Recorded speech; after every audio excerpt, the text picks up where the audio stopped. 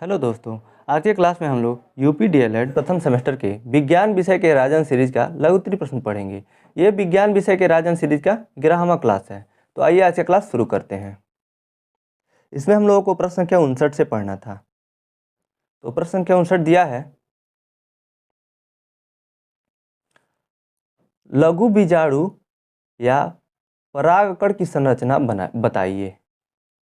परागकण वही होते हैं जो छोटे छोटे कण होते हैं और इन्हीं के द्वारा परागण की क्रिया होती है। तो आइए पहले इनके बारे में देखते हैं। उत्तर है लघु बीजाणु। प्रत्येक परागकण एक अगुणित कोशिकीय संरचना होती है जिसकी बाह्य चोल मोटी, सख्त तथा अलंकृत होती है। इसका निर्माण स्पोरोपोलेनन से होती है। इसके भीतर पैक्टिन एवं सेलुलोज की बनी एक पतली झिल्लीनुमा संरचना होती है जिसे अंतःचोल कहते हैं। परागकण पोलन ग्रेन के अंकुरण के समय पराग नली इसी अंतःचोल से निर्मित होती है।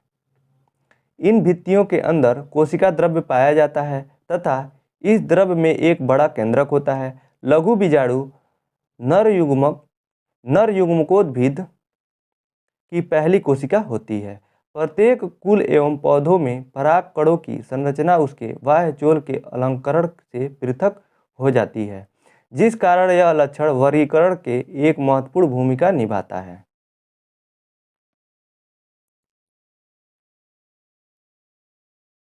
परागकणों का अध्ययन वर्तमान समय में अत्यंत महत्वपूर्ण है।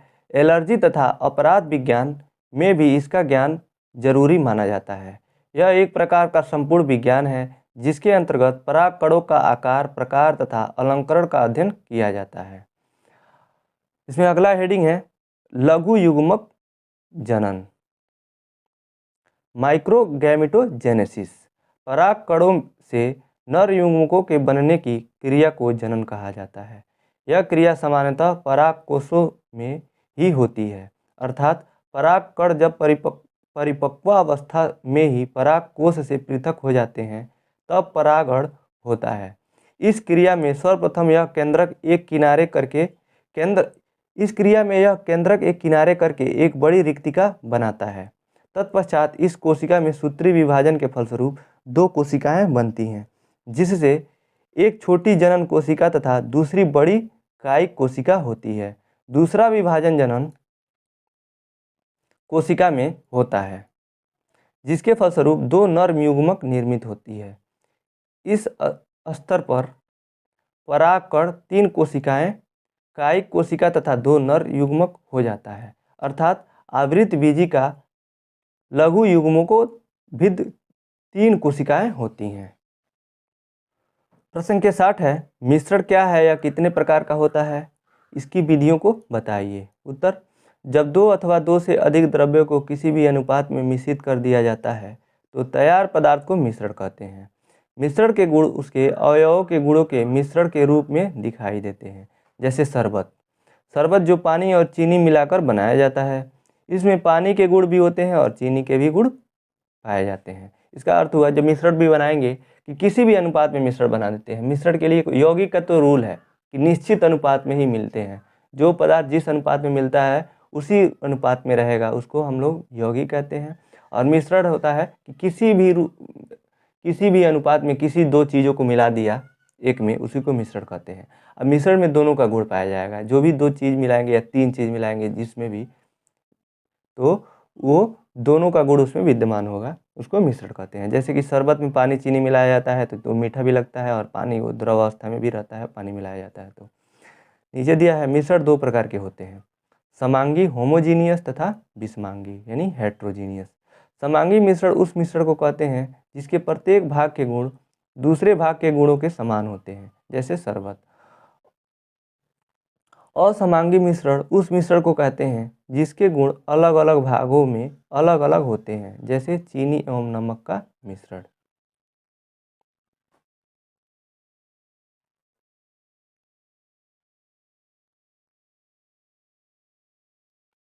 पहला है प्रभाजी आसवन।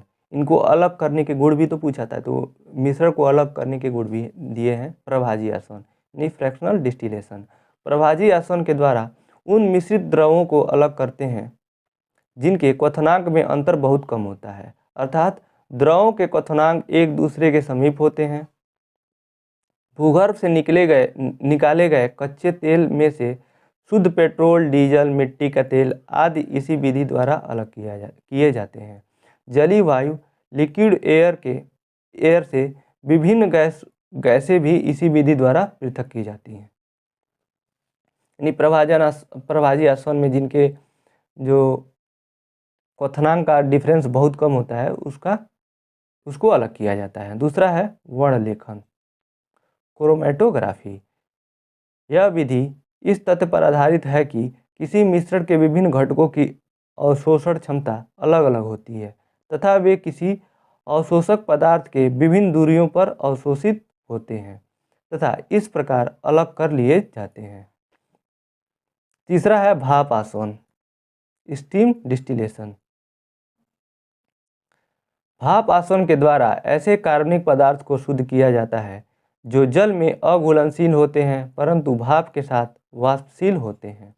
इस विधि के द्वारा विशेष रूप से उन पदार्थों का शुद्धिकरण किया जाता है जो अपने क्वथनांक पर अपघटित हो जाते हैं। कार्बनिक पदार्थ एसीटोन, मेथिल एल्कोहल, एस्टेल्डिहाइड आदि का शुद्धिकरण इसी विधि द्वारा किया जाता है। अगला जो प्रश्न है, पुष्प के विभिन्न अंग बताइए अथवा पुष्प के कितने भाग होते हैं, प्रत्येक का नाम लिखिए। ये प्रश्न 2019 में पूछा हुआ था। पुष्प के सभी भागों का नाम लिखना है और उसके कितने भाग होते हैं उसको बताना है। तो पुष्प कितने भाग होते हैं, अगला अथवा दिया है, पुष्प के कितने भाग होते हैं उनके भागों के चित्र बनाकर कार्य संक्षेप में लिखिए।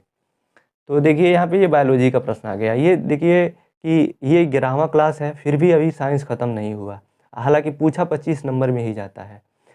क्योंकि साइंस में फिजिक्स, केमिस्ट्री और बायोलॉजी तीनों सब्जेक्टों का समावेश होता है, इसलिए ये लंबा हो जाता है। तो इसका थोड़ा सिलेबस भी ब्रॉड दिया है। अपेक्षाकृत नंबर के हिसाब से ये पूछा 25 नंबर में ही जाता है, 1 घंटे का पेपर होता है। लेकिन यहाँ पे देखिए ये अभी 11 क्लास ख़त्म होने वाले हैं, अभी भी ये साइंस ख़त्म नहीं हुआ, तो इसको आप ध्यान से पढ़िएगा।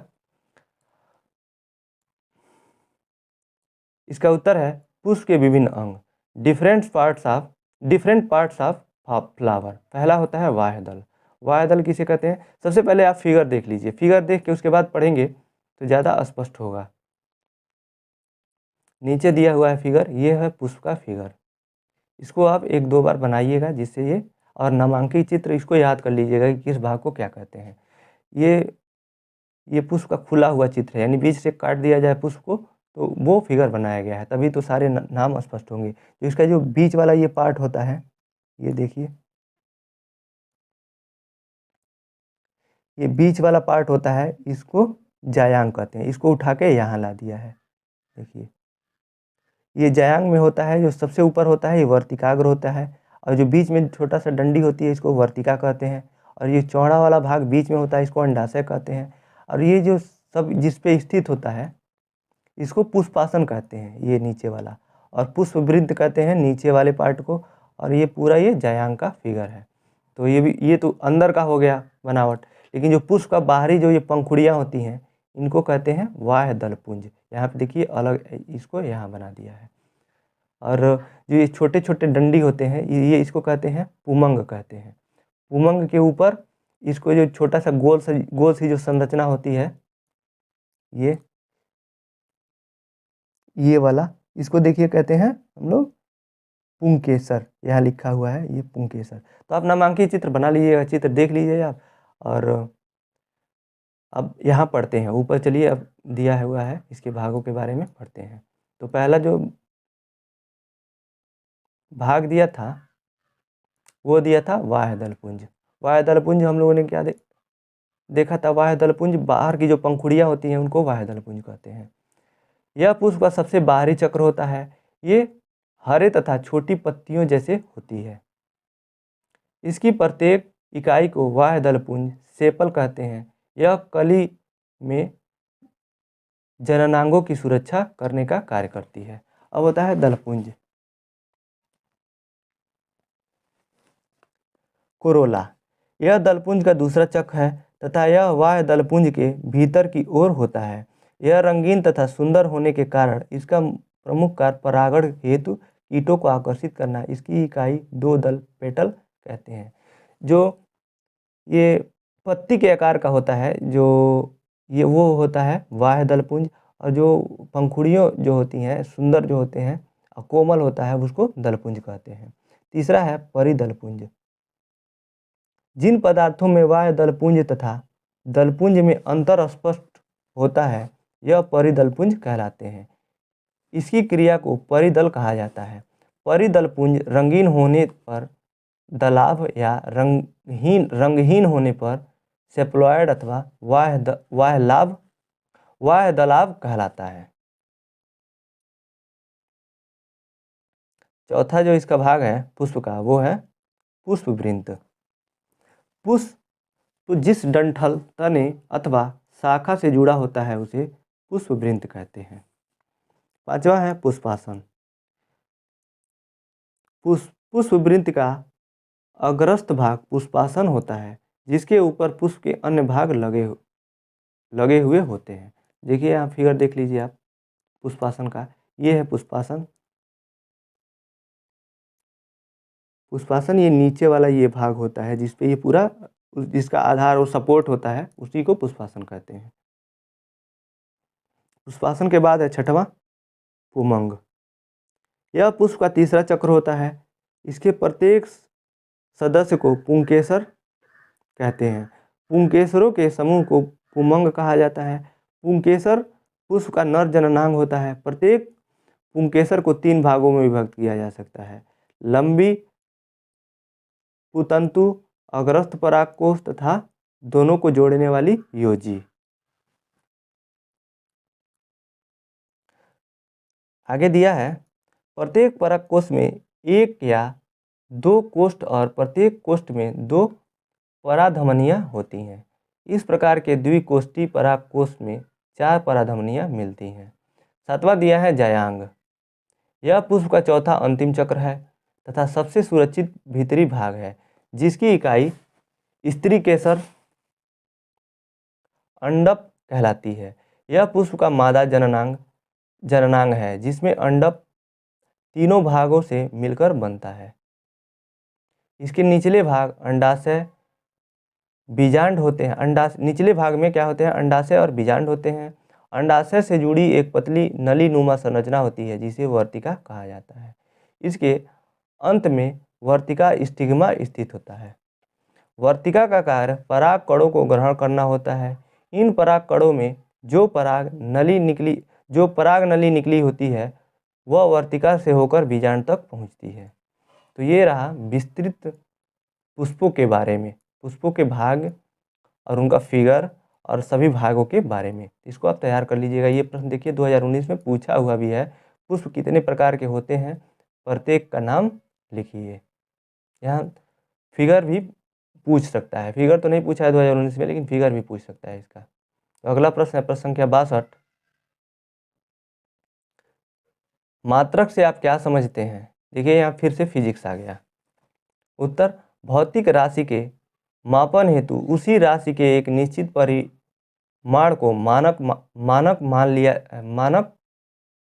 मान लिया जाता है। इस मानक को ही उस राशि का मात्रक कहा जाता है। किसी भी भौतिक राशि की माप को व्यक्त करने हेतु जिन दो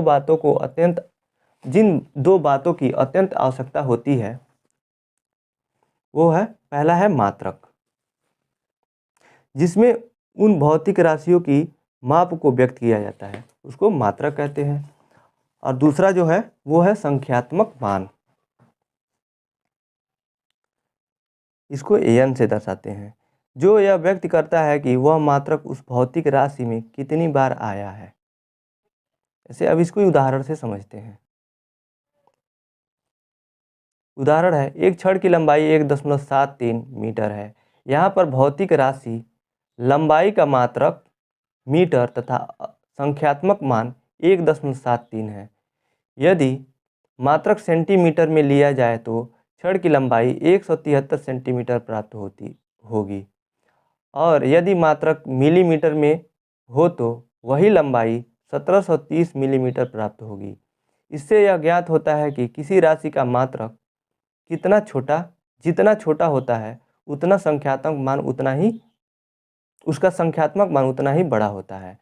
भौतिकी की भाषा में हम कह सकते हैं कि किसी राशि का संख्यात्मक मान उसके मात्रक के व्युत्क्रमानुपाती होता है। अतः संख्यात्मक मान बराबर 1/मात्रक, यानी संख्यात्मक मान को n से दिखाते हैं और मात्रक को u से, तो n inversely proportional to 1/u। तो जो u आएगा पक्षांतर होगा तो इधर n से गुणा हो जाएगा, nu बराबर नियतांक हो जाएगा। यानी जो संख्यात्मक मान उसे कहते हैं जो भी वैल्यू दिया रहता है, जैसे यहाँ पे दिया है 1.73, ये हो जाएगा संख्यात्मक मान। और मात्रक होता है कि वो किस में दिया हुआ है, जैसे 1.73 जो दिया है, ये देखिए यहाँ पे मीटर में दिया है, ये हो जाएगा मात्रक। और यहाँ सेंटीमीटर में देता तो छोटा मान हो गया मात्रक का, तो ये जो संख्यात्मक मान है वो बढ़ जाएगा। और जो मिलीमीटर में देता तो संख्यात्मक मान का मान और बढ़ जाता है। यानी जितना छोटा मात्रक होगा संख्यात्मक मान उतना बड़ा होगा। तो ये एक दूसरे के व्युत्क्रमानुपाती होते हैं। प्रश्न संख्या 63 है, वाष्प तथा गैस में क्या अंतर है, लिखिए। ये प्रश्न 2018 में पूछा हुआ था। उत्तर है, वाष्पीकरण और संघनन विधि द्वारा शुद्ध जल को प्राप्त किया जाता है, जबकि द्रव का गैसीय अवस्था में बदल जाना वाष्पन कहलाता है। गैस पदार्थों के अणु बहुत दूर दूर होते हैं तथा इनकी आकृति भी निश्चित नहीं होती है। ये जिस बर्तन में रखे जाते हैं उसी का आकार ग्रहण कर लेते हैं। तो देखिए यहाँ पे तो मुख्यतः बताया नहीं वाष्प और गैस में, तो आप लिख सकते हैं कि जो वाष्प होता है, किसी भी पदार्थ को जब गर्म करते हैं तो उसको भाप बन के उड़ने की प्रक्रिया, जो वायुमंडल में ऊपर उड़ जाता है, इसी प्रक्रिया को जो उड़ता है, तो जो गैस का जो वो भाग होता है वो उसको वाष्प कहते हैं। और केवल उसी को वाष्प कहते हैं और बाकी किसी को वाष्प नहीं कहते हैं। किसी भी चीज़ का वाष्पन होना, यानी वायु में प्रकाश की किरणों द्वारा या ताप देकर किसी भी विधि द्वारा उसको द्रव की अवस्था को या ठोस से डायरेक्ट किसी भी अवस्था में गैस की अवस्था में परिवर्तित करना और वायुमंडल में उसका मिलना वाष्पन कहलाता है। उसको वाष्प कहते हैं। जो भाग मिलता है उसको वाष्प कहते हैं।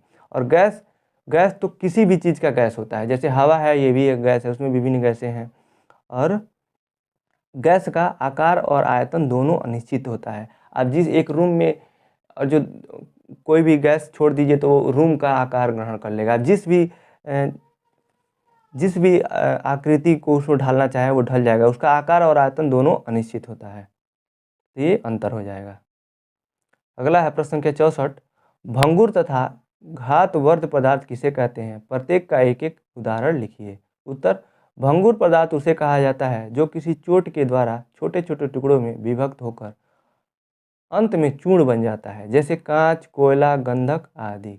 घातवर्ध वे पदार्थ होते हैं जिसे पीटने पर अथवा चोट द्वारा जो चद्दर के रूप में फैल जाते हैं और इन पदार्थों से तार खींचे जा सकते हैं, जैसे तांबा, सोना, चांदी आदि। देखिए, भंगुर पदार्थ वे होते हैं जिस पे एक हथौड़ा आप मारिए या छोटा सा चोट दीजिए तो वो छोटे छोटे टुकड़ों में विभाजित हो जाते हैं एक ही चोट में। जैसे आप कांच का टुकड़ा है, उसको आप एक हथौड़ा यहाँ पे मारते हैं तो ये नहीं कि ऐसे नहीं टूटता है, वो पूरे छोटे छोटे भागों में पूरा कांच टूट जाएगा। ऐसे ही कोयला है, लकड़ी वाला कोयला नहीं, जो खानों से कोयला निकलता है, उसको आप जब उस पर वार करेंगे, किसी भी चीज़ से मारेंगे तो वो छोटे छोटे टुकड़ों में विभाजित हो जाता है। उसको भंगुर पदार्थ कहते हैं। आघात वर्ध होता है वो पदार्थ जिसको आप मारते जाएंगे वो फैलता जाएगा या फिर वो टूटता नहीं है टुकड़े में, उसको घातवर्ध पदार्थ कहते हैं। प्रश्न संख्या 65 है, बीनना एवं फटकना पृथक्करण की विधियों को सोदाहरण लिखिए। उत्तर, पृथक्करण की विधियाँ किसी मिश्रित पदार्थ के घटकों के एक दूसरे से अलग करने हेतु एक घटक के उन गुणों को जानना जरूरी है जो दूसरे घटक के गुणों से अलग हों। इसी गुण का उपयोग करते हुए पृथक्करण की विधियों का चयन किया जाता है। देखिए, तो बीनना और फटकना में तो अंतर यहाँ नहीं बताया है। यहाँ पृथक्करण की विधियों के बारे में तो आप बिनना उसे कहते हैं। बिनना ये फटकना ये पहले आ चुका है, इसीलिए नहीं बताया है, क्योंकि ये प्रश्न रिपीट होता है, लेकिन ये दोबारा लघुत्तरी प्रश्न है तो दोबारा देगा तो कोई फ़ायदा नहीं है, इसलिए पहले आ चुका है। तो बिनना उसे कहते हैं जब अशुद्धि की मात्रा, जो मूल जो पदार्थ होता है जैसे चावल हो गया, उसमें कुछ अशुद्धियाँ मिली होती हैं जिनका आकार बड़ा होता है चावल से, उनका कलर भी डिफरेंट होता है और अशुद्धि का मात्रा कम होता है, उसको हाथ से चुन लिया जाता है, इसी को बीनना कहते हैं। और फटकना उसे कहते हैं जब दो असमान भार की वस्तुएं एक में मिली हों तो उसको फटकने के माध्यम से, सूप के माध्यम से ऊपर नीचे किया जाता है, जिससे हल्की वस्तु आगे चली जाती है और भारी वस्तु पीछे रह जाती है। जैसे भूसे से गेहूं को अलग करना हो तो अब सूप के माध्यम से फटका जाता है, जिससे कि जो भूसा होता है हल्का होता है वो आगे जाके सूप में गिर जाता है, और जो गेहूं होता है वो भारी होता है, वो पीछे रह जाता है। इसको फटकना फटकना कहते हैं। अगला प्रश्न है प्रश्न संख्या 66। पर्वतीय क्षेत्रों में पाए जाने वाले जंतुओं तथा पौधों में अनुकूलन हेतु क्या क्या विशेषताएं होती हैं? उत्तर, यहाँ पर पाए जाने वाले जंतुओं का रंग प्रायः सफ़ेद या हल्का होता है। यह रंग गर्मी को नियमित करने में सहायक होती है। पर्वतीय क्षेत्र के जंतु गर्मी एवं पतझड़ में बहुत खाते हैं। यानी पर्वतीय क्षेत्र में जंतु गर्मी एवं पतझड़ में बहुत खाते हैं। यानी जो जंतु होते हैं गर्मी के मौसम में ज़्यादा खाते हैं और वसा के रूप में ऊर्जा को संकलित कर लेते हैं। कड़ी सर्दी में कुछ महीने तक ये सोए रहते हैं या शीतवास करते हैं, उसको शीतवास कहते हैं। जो कई महीनों तक सर्दी के मौसम में सोए रहते हैं उसको शीतवास कहते हैं। शीतवास में उनकी उपापचय की क्रिया में काफ़ी कमी आ जाती है। ठंडे स्थानों पर इसकी ऊंचाई कम होती है। इनकी पत्तियां कांटेदार तथा पतली होती हैं, जिन्हें ये जल्दी गिरा देते हैं। प्रायः इन क्षेत्रों में वृक्ष नहीं मिलते हैं क्योंकि अधिक ठंड के कारण ये जीवित नहीं बचते हैं। प्रश्न संख्या 67 है। 67 में दिया है, सिद्ध कीजिए कि पदार्थों के कणों के बीच रिक्त स्थान होता है। उत्तर, जब किसी द्रव पदार्थ में चीनी को घोला जाता है तो द्रव के कणों के मध्य चीनी के कण समाहित हो जाते हैं, परंतु द्रव पदार्थ का आयतन नहीं बदलता है, अतः पदार्थ के कणों के मध्य रिक्त स्थान पाया जाता है।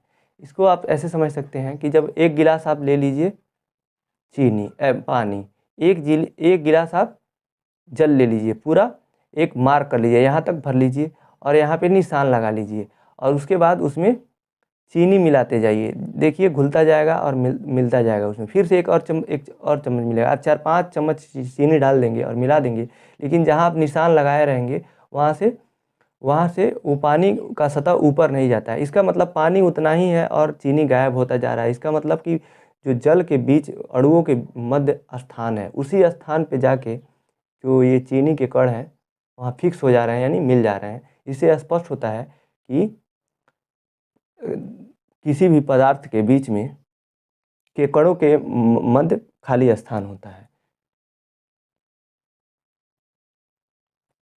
प्रश्न संख्या 68 है, मृत्तिका किसे कहते हैं? इसमें किस प्रकार की मिट्टी उपयोग में लाई जाती है? उत्तर, मृत्तिका यानी अवसादी शैल। ये प्रश्न 2019 में पूछा हुआ था। जब शैल लुढ़क कर, चटक कर तथा एक दूसरे से टकराकर छोटे छोटे टुकड़ों में टूट जाती है तो इन छोटे कणों को अवसाद कहते हैं। ये अवसाद हवा, जल आदि के द्वारा एक स्थान से दूसरे स्थान तक पहुंचकर जमा हो जाते हैं। ये अदृढ़ अवसाद दबकर एवं कठोर होकर शैल की परत बनाते हैं। इस प्रकार की शैलों को अवसादी शैल कहते हैं। जैसे बलुआ पत्थर रेत के दानों से बनता है, जैसे बलुआ पत्थर रेत के दानों से बनता है, जो नीचे इकट्ठा हो जाता है, नीचे दब जाता है तो काफ़ी समय बाद वो बलुआ पत्थर में परिवर्तित हो जाता है। इन शैलों में पौधे, जानवरों एवं अन्य सूक्ष्म जीवाणुओं जो कभी इन शैलों पर रहे हैं, ये जीवाश्म भी होते हैं। इसमें दोमट या जलोढ़ मिट्टी का उपयोग किया जाता है। तो ये था मृत्तिका के बारे में। तो इसी के साथ आज का क्लास यहीं समाप्त होता है। आज का क्लास आपको कैसा लगा आप कमेंट बॉक्स में बताइएगा। अगर आपको डीएलएड प्रथम सेमेस्टर से संबंधित किसी भी सब्जेक्ट का राजन सीरीज देखना हो तो डिस्क्रिप्शन में लिंक दिया हुआ है, उस पर क्लिक करके आप देख सकते हैं। तो आज का क्लास आपको पसंद आया तो इस वीडियो को लाइक कीजिए, अपने दोस्तों के साथ शेयर कीजिए और चैनल पे नए हैं तो चैनल को सब्सक्राइब कीजिए। इस वीडियो को देखने के लिए आपका बहुत बहुत धन्यवाद दोस्तों।